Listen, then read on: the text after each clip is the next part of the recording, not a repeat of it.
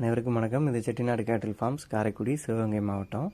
பதிவு தேதி ஜூன் 17, 2026.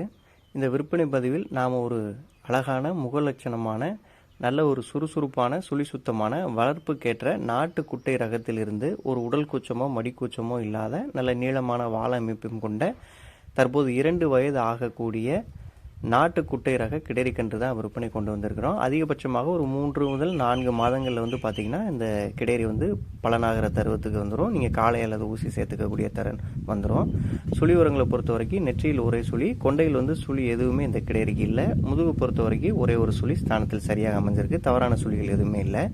கடந்த ஜூன் 15ஆம் தேதி நாம் பதிவில் போட்டிருந்த 2 கிடேரிகளும் பார்த்திங்கன்னா கோவை அருகே மேட்டுப்பாளையத்திற்கு புக் ஆகிறது.